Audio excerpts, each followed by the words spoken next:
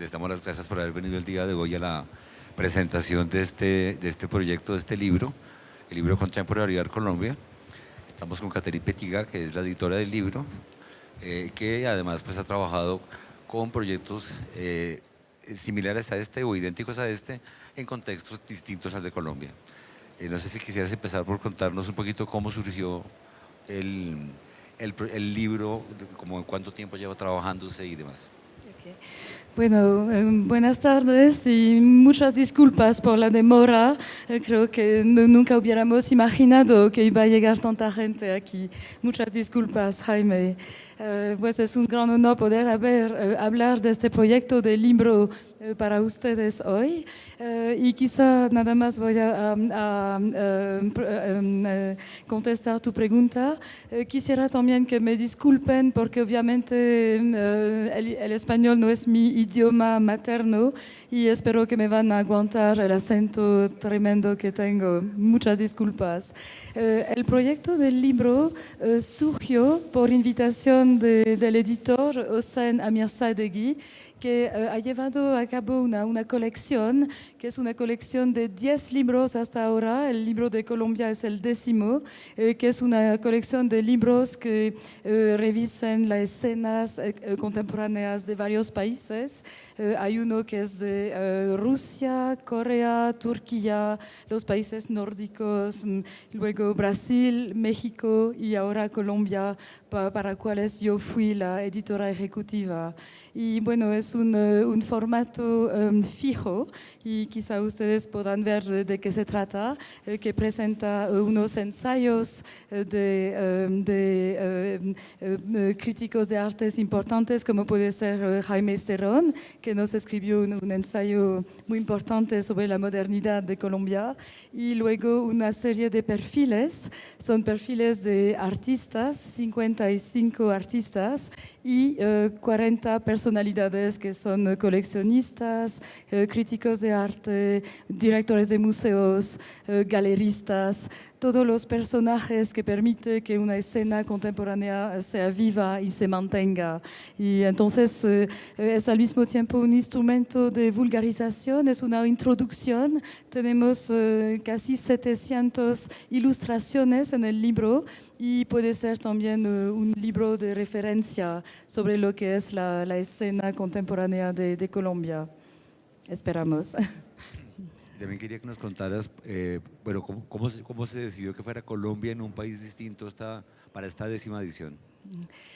Sí, cuando me invitó a hacer parte de esta colección, el editor me había invitado para hacer el libro de Brasil.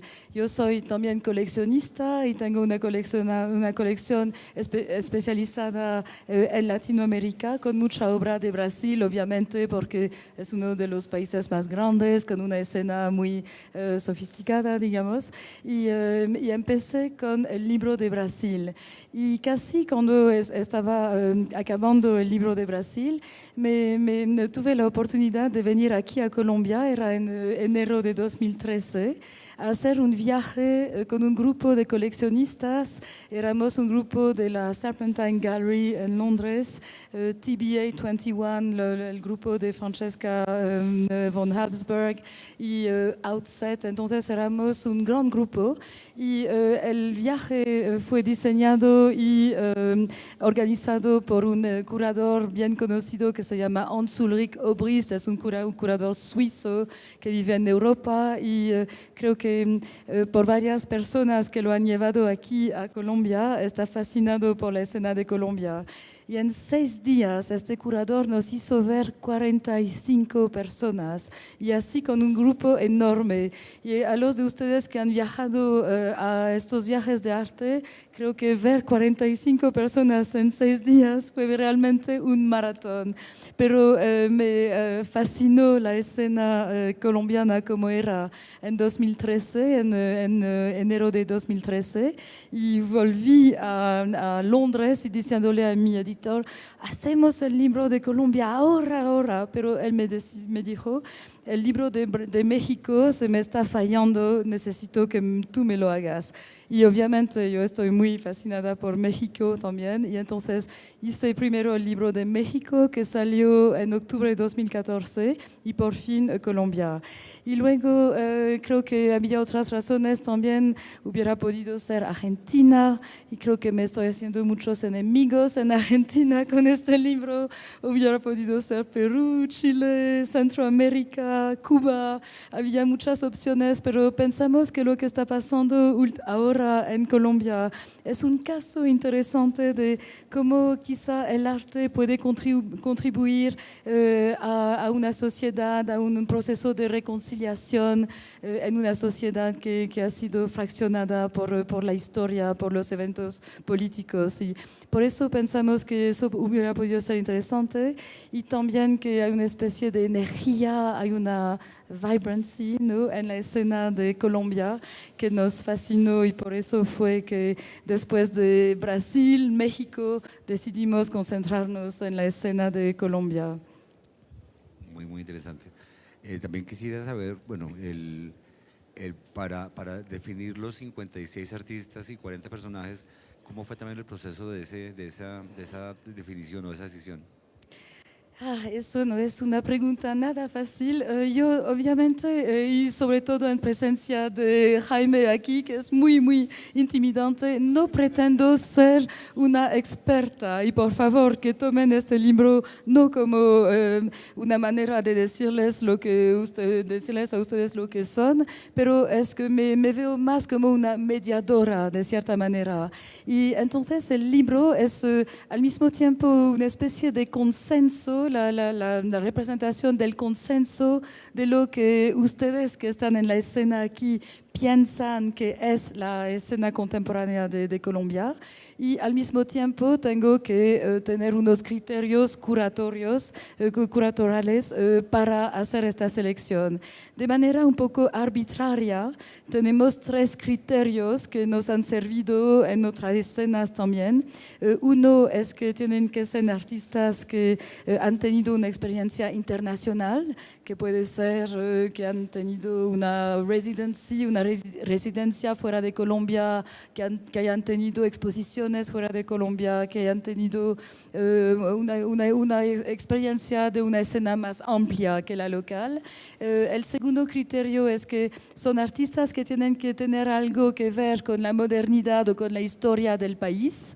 Y el tercer criterio es que tienen que ser artistas de artistas, digamos, artistas que están metidos con su peer group, que o dan clases, o tienen talleres, o se meten con el resto de la escena, ¿no?, que no son demasiado aislados. Creo que eso es algo que también nos interesa bastante.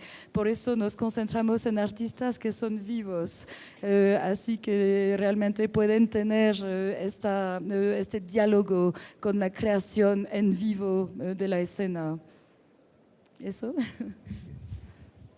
Y de pronto ahora sí quisiera que habláramos un poco más como del contenido del libro, como del periodo que abarca, como las problemáticas que están en juego, porque bueno, yo fui uno de los que escribió en el libro uno de los ensayos, y mi ensayo estuvo centrado básicamente en la noción de modernidad artística en Colombia.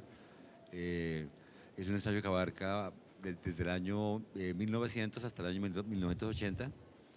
Realmente me interesó que ese recorrido, a pesar de la brevedad del texto, fuera capaz de hacer ver no solamente las prácticas de creación artística y su relación entre sí, sino que hiciera notar más una problemática de campo, es decir, donde hay cruzándose, donde se cruzan, perdón, procesos de creación, procesos de circulación, procesos de investigación, procesos de formación y de apropiación cultural, que es algo que es muy interesante de considerar, porque deja ver que el arte es construido por muchos sujetos al mismo tiempo, que es el resultado de procesos de distinta índole en el tiempo y en el espacio, y sobre todo que un poco lo que decía Catherine, que cuando uno, digamos, intenta categorizar las prácticas artísticas, se encuentra con que hay enormes debates que siempre perfilan lo que un grupo humano entiende por arte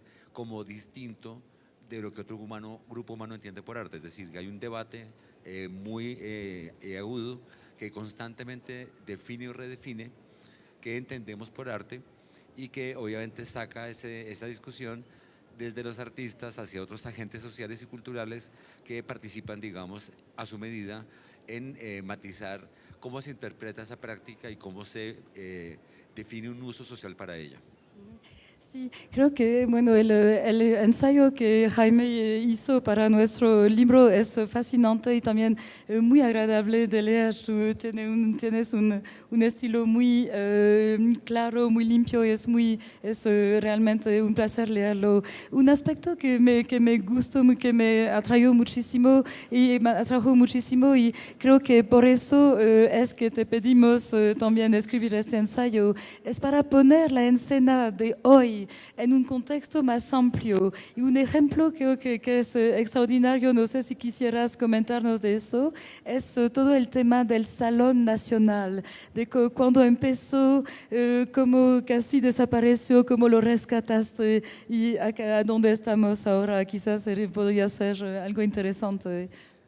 Pues sí, digamos que hay el punto de partida del libro, perdón, de mi ensayo en el libro, es la exposición que hizo Alberto Urdaneta en 1886 como uno de los eventos conmemorativos de la fundación de la Escuela de Bellas Artes de Colombia, que es actualmente la Facultad de Artes de la Universidad Nacional, que se volvió a llamar hace unos años Escuela de Artes Plásticas, no facultad, pero es una facultad en la universidad, que este año cumplió 130 años. Digamos que tanto la escuela misma como la exposición que la acompañó son altamente significativas para pensar cómo se hace necesario en el siglo XX, o sea, unas décadas después, por parte del Estado, motivar a que el arte se ponga en circulación, es decir, que haya escenarios, o un escenario al menos, de encuentro entre los artistas y de los artistas con sus audiencias, ¿no? Y realmente hubo una serie de experiencias que fueron muchas veces experiencias de una sola edición que intentaron ser miradas amplias, miradas agudas sobre la escena artística local. Hubo como, de hecho, salones, llamados salones, en los años 20 y 30 en diferentes ciudades y con diferentes escalas, pero es en el año 1940 cuando se crea realmente esta política cultural pública que lleva por nombre Salón Nacional de Artistas, que inicialmente era un proyecto pues, muy convencional, muy a la manera de los salones franceses del siglo XVIII y XIX, y que sin embargo tuvo como la responsabilidad de, por un lado, unir a los artistas, darles un espacio para que ellos trabajaran desde sus puntos de vista, y por otro lado abrirles a los públicos la posibilidad de entender y conocer qué están haciendo los artistas en cada momento. Se piensa como un escenario de encuentro anual, comienza a hacerse inicialmente en la Biblioteca Nacional, en una sala pequeña que queda en el primer piso, que ahora está otra vez habilitada como sala de exhibición, lo que muestra que la escala del mundo del arte era muchísimo más pequeña que la de hoy, y se plantea para ser hecho el 12 de octubre de cada año, es decir, es una fecha muy compleja ahora porque sabemos que se asocia a la colonización europea. En ese entonces se pensaba como otro tipo de experiencia, se pensaba como un encuentro de dos mundos, y por ese motivo fue por varios años la fecha oficial de inauguración. Sin embargo, obviamente en los años 50 hay diferentes vicisitudes políticas y económicas que hacen que no se pueda llevar a cabo anualmente el proyecto, y digamos con el paso del tiempo termina convirtiéndose también en una plataforma que se complementa por plataformas adicionales. En los años 70 el Estado colombiano instituye unos salones regionales de artistas, poniendo en evidencia una pregunta en torno a cómo se relaciona el arte con un espacio geográfico, con un espacio cultural, con un ámbito territorial. Es una pregunta que se mantiene por poco tiempo en el aire. Se hacen 4 versiones de los salones regionales, y por dudas respecto al vínculo entre arte y territorio se terminan digamos, desmontando esos proyectos para ser retomados muchos años después. Digamos que entonces lo interesante del Salón Nacional de Artistas es que concentra mucho lo que sería entendido como la política pública en arte y cultura, sobre todo porque se pensó por mucho tiempo en resolver todos los problemas del campo del arte haciendo ese certamen, que es algo pues bastante absurdo. Es como decía una vez la curadora María Ángela Méndez, es como esperar que un par de zapatos sirvan para todo, ¿no? Para correr, para ir a matrimonios, para escalar montañas, es decir, eso es imposible. Es decir, cada necesidad necesita una plataforma distinta, y creo que por ese motivo ahora se habla de programas, salones de artistas, que incluye publicaciones, residencias, laboratorios y obviamente también exhibiciones. Entonces creo que es un certamen que atraviesa todo el siglo XX, que está lleno de polémicas todo el tiempo, es decir, no hay una sola edición que no tenga polémicas. Actualmente está presente en Pereira el 44 Salón Nacional de Artistas, llamado AUN, que aún tiene más polémicas que ningún otro, por diferentes tipos de razones, que es como un poco lo que demuestra lo que les dije antes, ¿no? Cómo el arte es un escenario de debate que implica constantemente diferencias, como tomas de diferencia, como decían muchos estudiosos, una cultura se define más por aquello a lo que se diferencia y no por aquello a lo que se compara, ¿no? Y creo que esta diferenciación del campo artístico, que es constante en nuestra esfera pública, no hablo de la página, sino en general de la esfera pública donde el arte se escribe, es una demarcación de cómo el arte es un terreno, digamos, propicio para polémicas, para debates, porque es en donde se cuece el pensamiento humano, ¿no? Quizá para provocarte un poquito, si me permites, creo que es una iniciativa extraordinaria, pero la paradoja es que primero ya no tanto es un salón tipo siglo XIX francés, y tampoco es nacional, ya que tiene varios artistas internacionales. ¿Qué futuro le ves al nombre de este modelo? Quizá habría que llamarlo nada más la Bienal de Arte o la Bienal de Arte Contemporáneo. ¿Qué te parece? Pues creo que el futuro ya está pasando, es que se llama SNA, que alguna vez alguien dirá qué significará eso. Como por ejemplo en Medellín hay una universidad llamada EAFIT, que nadie tiene ni idea qué significa. Creo que el salón va a ser el SNA en el futuro, porque hubo varios debates con mucha participación en los 90 y 2000 respecto a la necesidad de replantear esa política que está latente en ese evento y redefinir su rumbo.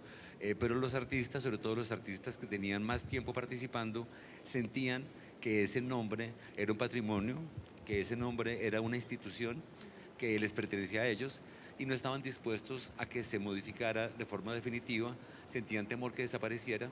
Por eso el Museo Nacional de Colombia hizo un libro investigando la historia y los antecedentes de ese certamen, e hizo una exhibición, y los dos se llamaron Marca Registrada, que es como el nombre, como el trademark del evento, que se ha convertido en los años recientes en SNA, y ha sido acompañado por el número, es decir, como 41 SNA, 42 SNA, y ha tenido un título. El 41 fue Urgente, que era un nombre muy interesante porque mostraba como la vitalidad de ese modelo.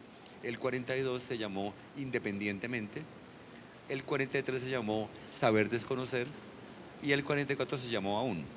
Como tú dices, ya no es un salón decimonónico de ninguna manera, es más cercano a una plataforma de circulación tipo bienal, sin embargo es trienal, no bienal, se hace cada 3 años, y se ha abierto desde la versión 41 a un diálogo internacional, básicamente problematizando ese vínculo entre arte y territorio. Es decir, cuando se amplifica como el radio de ese proyecto, parecería ser más factible pensar si hay artistas de Perú, de Noruega, de Brasil, de China, ¿dónde se puede llegar a configurar el borde entre eso y lo que sería arte colombiano, ¿no? Entonces parece que se problematiza esa especie de búsqueda identitaria que no es real, es decir, no existe un arte colombiano, como no existe un arte español o un arte alemán.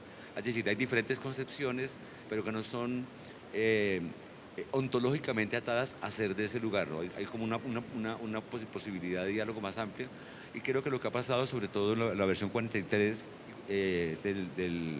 del salón, es que ese diálogo lo que generó fue como un fortalecimiento y una, digamos, vitalización de los artistas locales y una cierta expansión de sus posibilidades de acción más allá de estas fronteras. Me decía uno de los editores de la página Universes in Universe que le parecía muy inteligente hacer este tipo de diálogo, porque gente que conocía artistas internacionales que estaban presentes viajaba y terminaba teniendo empatía con artistas que no conocía que eran de Colombia. Y por otro lado mostraba que había un nivel o una cualificación similar en artistas locales e internacionales que no se percibiría sin esa especie de cruce. Entonces creo que sigue siendo como muy nacional el proyecto, en la medida que es una muestra de arte colombiano contextualizada con otros diálogos, pero seguramente en el futuro seguirá el debate eterno si se le cambia el nombre o no. De hecho, en el 43 se llamó Salón Internacional de Artistas, con una palabra inter entre paréntesis, haciendo pensar tanto en estar en un vínculo interno como externo, ¿no? Quisiera retomar algo que acabas de decir. Dijiste que no existe arte colombiano y obviamente no estoy de acuerdo para nada contigo, pero quizá nos quieres explicar por qué piensas que no existe arte colombiano. Digamos que me refiero a que no existe un estilo artístico que sea exclusivamente colombiano.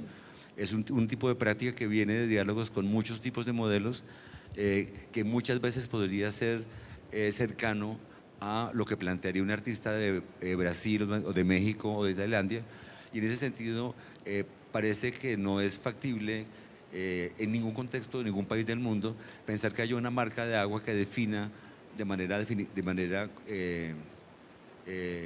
real ese tipo de proceso.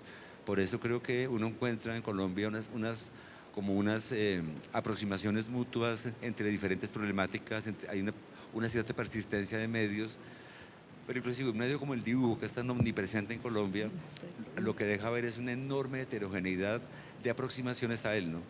Los artistas expresivos usan dibujo, los conceptualistas usan dibujo, los artistas políticos usan dibujo, es decir, como que es una herramienta que se usa para todo tipo de discursos y posiciones, porque parecería ser como el medio más eficaz y más económico de implementar un tipo de idea.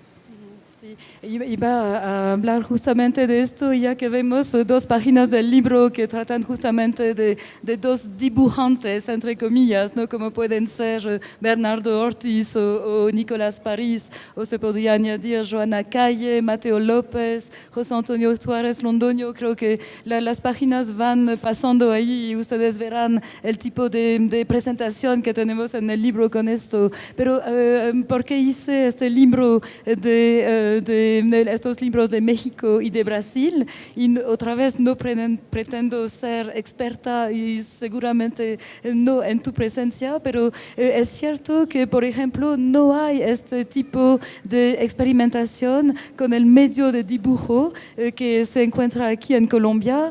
Para mí que se debe bastante también a la historia de las expediciones botánicas de los primeros colonos que vinieron a este país y que necesitaron formar gente que puedan capturar, ¿no?, la biodiversidad extraordinaria de este país. Y tú creo que has escrito sobre el drawing in the expanded field, ¿no? Y creo que no hay en otros países este tipo de experimentación a este nivel, y eso es algo muy idiosincrático. Y otro aspecto, y nunca hemos hablado de esto contigo, entonces me gustaría oír lo que tú opinas, pero habiendo hecho el libro de México, en México hay una especie de complejo enorme hacia la pintura y casi no hay artistas contemporáneos, digamos, contemporáneos conceptuales, que se metan con la pintura, y entonces no hay ejemplos de pintura.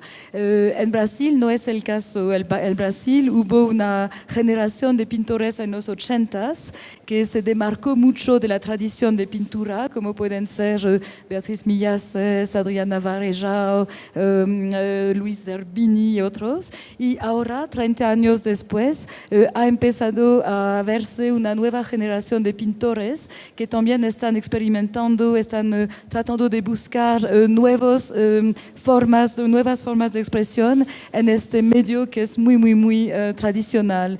Y he encontrado que aquí también hay una generación de artistas de unos 30 años que para mí están haciendo experimentaciones en pintura que realmente son novedosas y que realmente necesitan, yo pienso por lo menos, una proyección internacional más amplia. ¿Tú qué opinas de pintura entonces?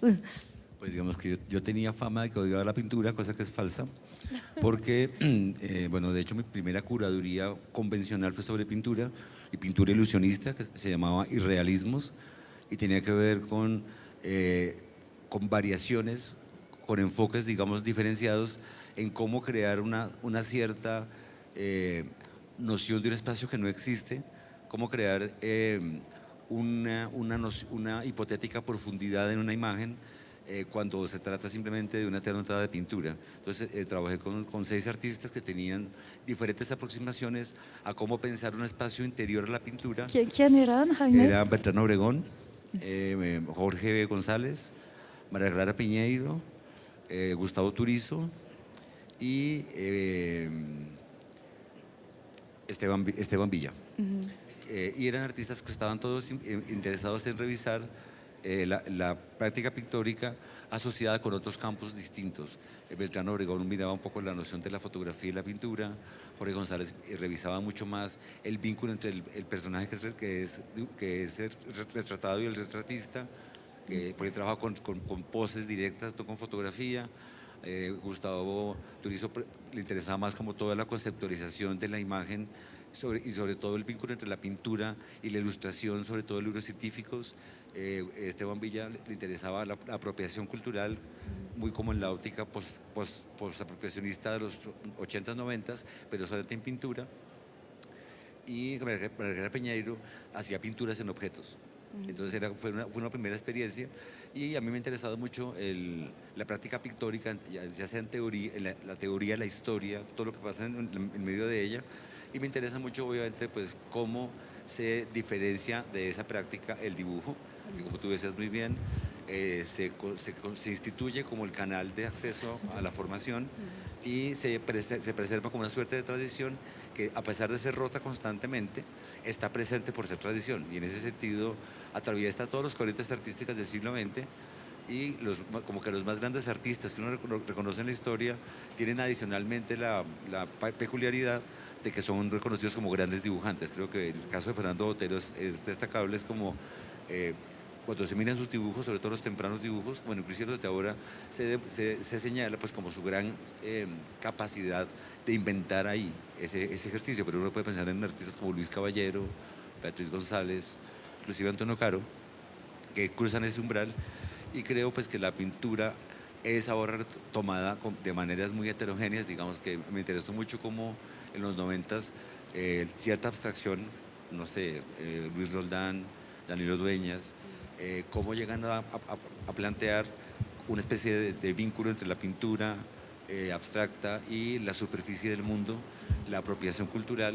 Creo que la gente más joven tiene un repertorio más amplio aún para pensar en cómo construir una imagen pictórica, cómo anclarla a una problemática u otra, porque la pintura parecería tener solamente 2 posibles salidas, que son hacia atrás o hacia adelante, es decir, le lleva la imagen al espacio del espectador o lleva al espectador al espacio de la imagen, es decir, genera profundidad, genera superficie, y obviamente las demás variaciones tienen que ver más que todo es con las referencias que la obra puede llevar a traer consigo. Y en ese sentido, pues hay artistas como Delcy Morelos, por ejemplo, que ha llevado a la pintura a una situación espacial constante. Ella, por más que pinte usando pigmentos y telas o soportes similares a telas, nunca consigue una obra fuera de un espacio arquitectónico específico. Entonces, como que ese tipo de preocupaciones siguen estando presentes, y el asunto es que aquí hay muchísimos artistas, hay muchas escuelas de arte. Es realmente arduo poder seguir la pista a un grupo tan heterogéneo y tan amplio, pero creo que sí está muy vigente la práctica pictórica, y claramente en Colombia pintar no es una sola cosa, ¿no? Hay muchas variaciones sobre esa idea. Qué bueno que mencionaste Luis Roldán, Danilo Dueñas y Delcy Morelos, y que los 3 están en el libro, ya que quizá nuestra metodología funciona por fin. Pero quería también comentar que en el libro no solo hay artistas, y creo que quizás una diferencia con otros libros que pueden existir, porque obviamente ya tienen ustedes muchos libros magníficos sobre la escena artística pura, es decir, sobre los artistas. Pero la originalidad de esta colección es que tenemos también coleccionistas, espacios institucionales, espacios independientes, y creo que uno de los atractivos de la escena para nosotros ha sido justamente el dinamismo y la iniciativa que ha habido últimamente entre espacios autogestionados de artistas. Había mucho, no sabíamos cómo escoger, en fin, pusimos a Carne, que es una iniciativa interesante porque además junta dos espacios, entonces con uno teníamos dos. Y luego hay iniciativa privada como puede ser el espacio El Dorado. Valentina Gutiérrez nos ayudó mucho con este libro, o NS Arte, o Flora quizá más que todo, o la Fundación Misol donde tú has trabajado. ¿Tú qué opinas de estas iniciativas y cómo ves la escena de momento y cómo ves la institución pública, cómo puede resistir la institución pública o reaccionar a esta iniciativa privada? ¿Cómo lo ves? Pues creo que en Colombia ha habido una tradición reciente de unos 40, casi 50 años, de una gestión pública con algún nivel de inversión que tiene como interés fortalecer la actividad artística. Sin embargo, esa acción pública inicialmente pudo estar un poco equivocada, es decir, el Estado colombiano por muchas décadas asumió que la forma o el camino para fortalecer el campo del arte era apoyar la creación artística, que es solamente una de las 5 dimensiones del campo artístico, y por lo tanto durante décadas se implementaron pequeñas acciones que intentaban apoyar la creación artística o estimular la creación artística, que no dieron frutos en ningún otro lugar. Básicamente es cuando cambia la Constitución Política de Colombia en el año 91, cuando se crea luego el Ministerio de Cultura en el año 97, cuando se consolida el Instituto de Cultura y Turismo en el año 99, que es una institución de la ciudad de Bogotá, comienza a haber una reflexión más profunda sobre cuál es el papel del Estado en el campo artístico por ser Estado, cuál es el papel del Estado junto a la sociedad civil para intervenir sobre el campo artístico, y ahí aparece una lectura que contempla la necesidad de fortalecer la creación, la circulación, la investigación, la formación y la apropiación cultural, y se instituyen algunos programas de becas, residencias, exposiciones que intentan llenar los vacíos de esas diferentes dimensiones, y ahí digamos que aparecen nuevos actores sociales que demandan digamos que nuevas plataformas de apoyo por parte del Estado. Entonces creo que el Estado no está en un nivel óptimo de ninguna manera, pero ha tenido un papel significativo, sobre todo en Bogotá, en Medellín y recientemente en Cali, y creo que en ese sentido es que uno puede llegar a pensar en que se abre como el escenario que hay actualmente, ¿no? Lo que faltaba realmente en Colombia era mercado, que es algo que se consolida en la última década. Ahí, en parte gracias a Arbo. Básicamente por efecto de Arbo. Digamos que la formación artística ha sido bastante sólida, en general sofisticada, y ha existido por 130 años. La investigación no era tan significativa, pero ha habido iniciativas públicas y privadas que intentan incentivar la investigación sobre el campo artístico. Entonces hay colecciones de libros como la colección que hace el Ministerio de Cultura, como la colección que hace el Seguros Bolívar y otra serie de iniciativas similares. Lo mismo se podría ver en el campo de la circulación, donde aunque hay enormes vacíos, hay sí de formación. En Colombia no se puede estudiar curaduría aún, no se puede estudiar… Trataste, ¿no?, de enseñar curaduría. Sí, un ejercicio complejo, pero bueno, por ejemplo ya hay una maestría de museología que por lo menos toca de manera oblicua prácticas asociadas a la circulación. Entonces creo que ese enfoque del libro me parece muy, muy relevante, porque deja ver la heterogeneidad de actores sociales. Es decir, si uno habla de que el arte circula públicamente, no es lo mismo una exhibición en un museo que en una galería, que en un espacio autogestionado. Creo que el gran vacío institucional que tiene Colombia actualmente es de espacios físicos, sobre todo en la ciudad de Bogotá, que tengan la capacidad de albergar proyectos ambiciosos de gran envergadura, que respondan como a la expectativa que la ciudad tiene, porque ya a nivel privado hay una red importante que en gran medida soporta la mayor parte de las necesidades que tiene el campo artístico por circularlo. Es decir, es un medio muy competitivo, es decir, ser artista joven es mucho más difícil que ser artista joven hace 20 años o hace 30. La competencia es brutal, digamos que obtener una muestra individual es un desafío gigantesco para un artista, y eso en parte es por esa ausencia de espacios que abran la posibilidad de que el arte entre en circulación. Sí, bueno, creo que para mí una de las idiosincrasias o también de las particularidades de esta escena es que, como tú decías, no se concentra totalmente en Bogotá, y fue un reto para mí también porque había que cubrir casi todo el país, ¿no? Pero es cierto que, por ejemplo, en estas páginas vemos también el Museo de Arte Moderno de Medellín y el Museo de la Tertulia en Cali, y que en estas dos ciudades hay escenas artísticas sofisticadas desde hace tiempo, y que hay un dinamismo casi parecido a Bogotá, pero que están apareciendo otras escenas también, como puede ser Pereira, pero en el caso de este libro nos concentramos bastante en la escena sobre todo de Popayán. Parece que hay una escuela de arte interesante en Popayán que descubrimos también gracias a Valentina Gutiérrez, y hemos logrado introducir varios artistas de Popayán en el libro. Y creo que eso quizá es interesante. En países como México hay una concentración en la capital que es mucho más importante que lo es aquí, y creo que eso es algo bastante sano, ¿no? Bastante interesante.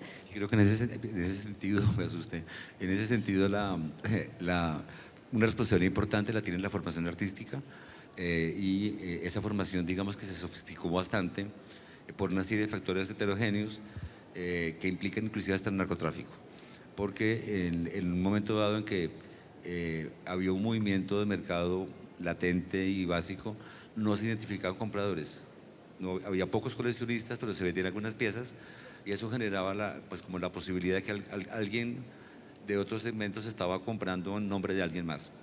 Y por ese motivo, cuando caen los capos del narcotráfico y caen como todos a la cárcel, hay una inmovilidad innegable en el campo del mercado, es decir, como que se detienen de manera bruta muchas ventas, lo que hace pensar que tal vez sí había dineros que estaban llegando por algún canal a soportar esas compras. Luego se vería cuando hay allanamientos, se aparecen piezas y demás. Entonces, los artistas que tenían una actividad profesional intensa, aguda, crítica, vivían, digamos, de hacer sus trabajos como artistas, en un momento dado ven que no tienen capacidad económica de subsistir porque sus obras no se mueven, y se enfocan en ser profesores universitarios. Entonces, de repente, en los años 90 llega una invasión de artistas súper activos, súper interesantes a las escuelas de arte, que obviamente sacuden las estructuras de las escuelas, forman de manera mucho más compleja a los egresados, que luego, como no hay mercado, vuelven a más escuelas de arte a formar más intensivamente, y en cuestión de 3 generaciones era innegable la complejización que tenía este tipo de ejercicio, y eso es lo que genera escenas como la de Popayán, que por artistas que vienen de Cali, o lo mismo pasa en Medellín y sobre todo en Bogotá, que es lo que muestra cómo la formación artística es un pilar, como digo, ninguno es capaz de hacerlo solo, que afecta notablemente la manera como se produce la práctica del arte. Sí, y justamente decidimos dedicar una página a las escuelas de arte porque creo que el nivel académico que se encuentra en este país es bastante alto también. Pienso que quizás sería tiempo de tomar preguntas del público, porque ya no queremos movilizar el interés. No sé si algunos de ustedes quisieran pedirles algo más a Jaime o a mí. ¿Algunas preguntas? ¿Sí?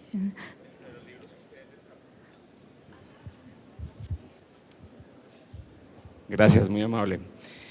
Dentro de esas 10 ediciones que llevan, es claro que en todos los países hay diferentes categorías de artistas, y seguramente en cada país habrá un paquete muy interesante que valdría la pena compilar en un libro de todos esos países. ¿Lo tienen pensado desarrollar?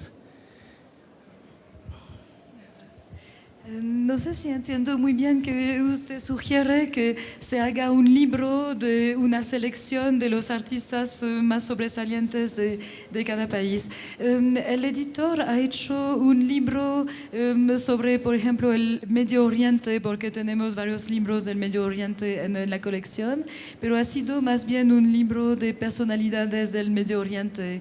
Creo que hacer una compilación de los mayores artistas, de los 10 mayores artistas de cada país, creo que podría ser algo un poco demasiado superficial y arbitrario, porque le puedo decir que aún para escoger 55 artistas hay mucho sufrimiento.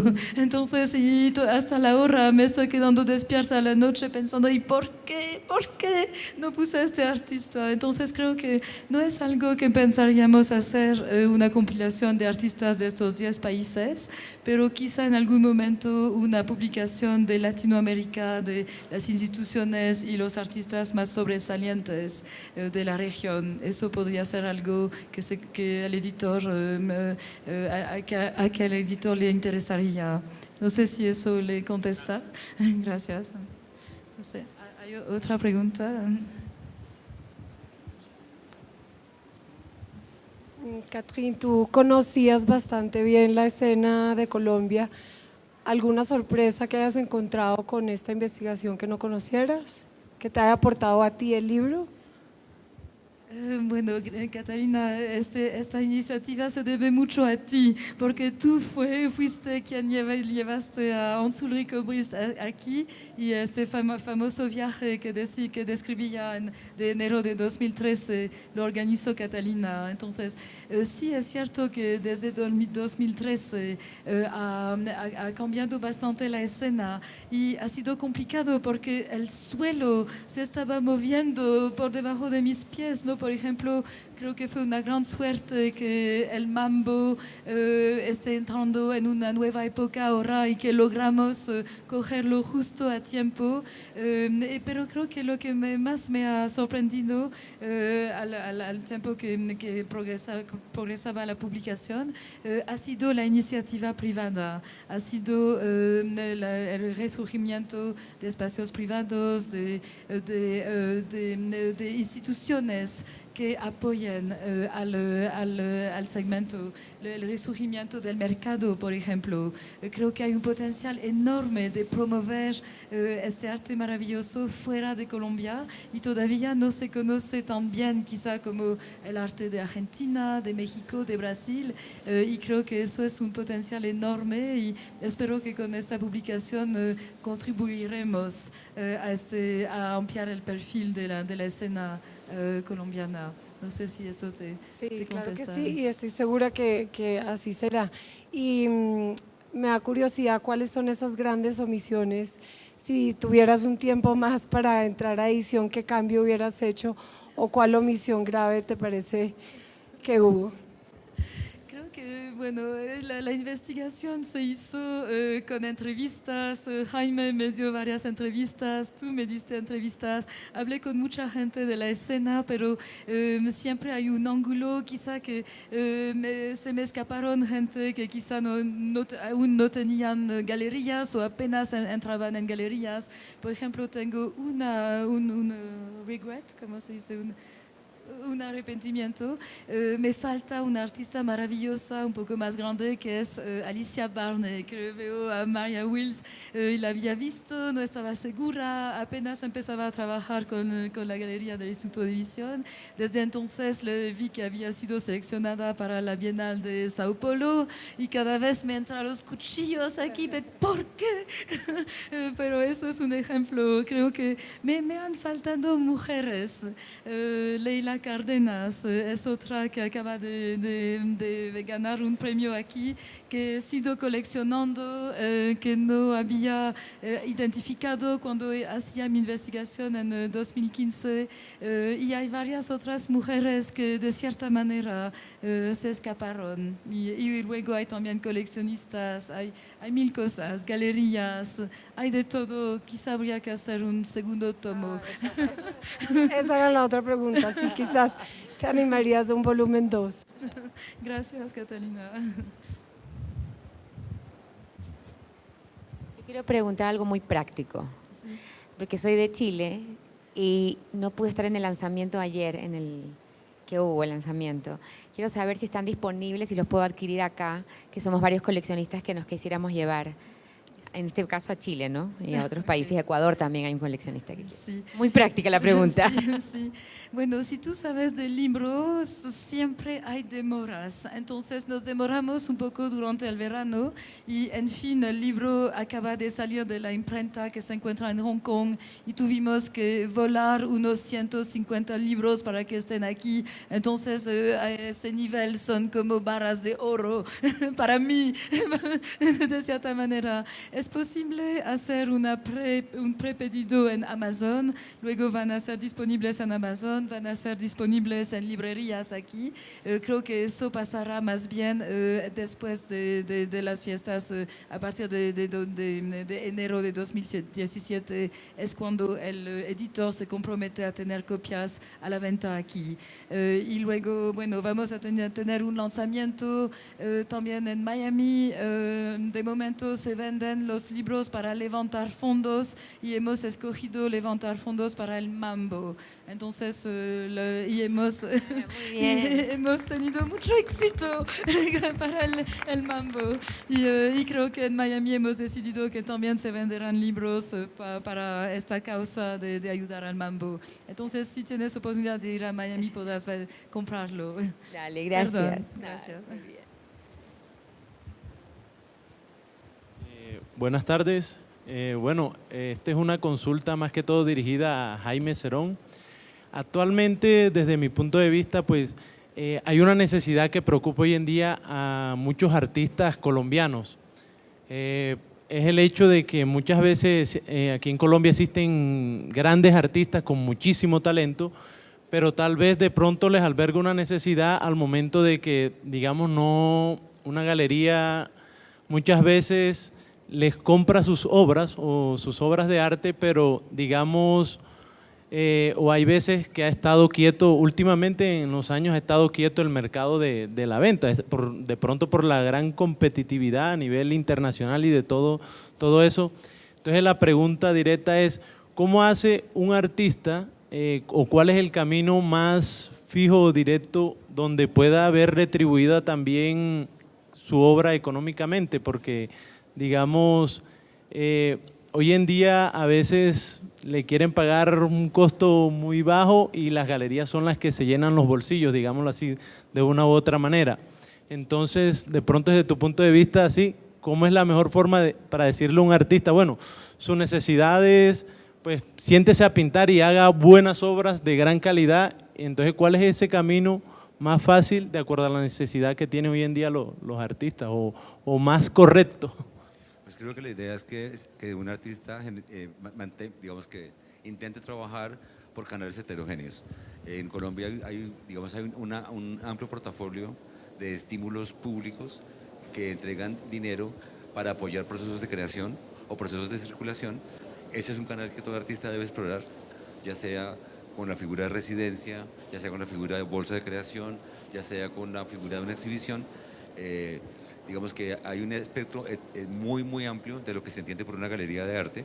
Digamos que una galería de arte en sentido estricto, digamos, como galería, lo que hace es generar un espacio, tener una representación de unos artistas, tener una negociación nítida respecto a los porcentajes que se manejan en las ventas, y en ese sentido es como el camino más favorable para un artista que pueda llegar a una galería profesional. Sin embargo, creo que el tener la opción de hacer proyectos de otra naturaleza también es una opción de sostenimiento económico. Muchos artistas, por ejemplo, se enfocan en trabajar haciendo procesos de formación, ya sea para otros artistas o para jóvenes, que les abre, digamos, problemáticas y cuestiones que no tiene su trabajo creativo y les genera también recursos económicos. Pero creo que lo interesante es manejar diferentes caminos a la vez.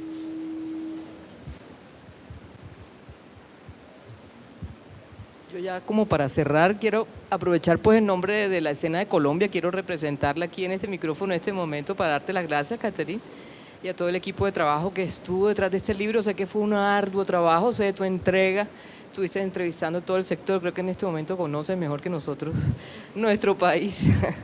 Te felicito, por favor no te canses, sé que también tienes sinsabores, dificultades estos proyectos, hacer un libro es tremendamente difícil.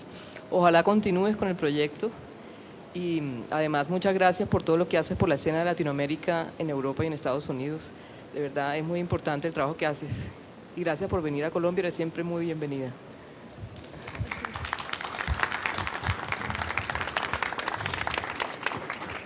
Quizá voy a tener esta oportunidad. Muchísimas gracias, María Bella. No me vas a hacer llorar a este punto, pero para quizá concluir y para más que todo darte muchísimas gracias, Jaime, para todo tu apoyo a varios niveles de la concepción de este proyecto y sobre todo por estar aquí hoy. Y quizá quisiera para acabar justamente recordar una reflexión que compartió conmigo María Belén Sáez, que es la directora del Museo de Arte de la Universidad Nacional, y que recordaba que en este país sigue siendo visto el arte como un objeto de consumo de lujo y que realmente ella decía que el arte es lo que nos hace humanos, el arte es para todos, y espero que este libro va a ayudar a que se difunde más esta cultura maravillosa que ustedes tienen. Y con esto quiero darles muchísimas gracias por estar aquí hoy y por escucharnos. Gracias a todos.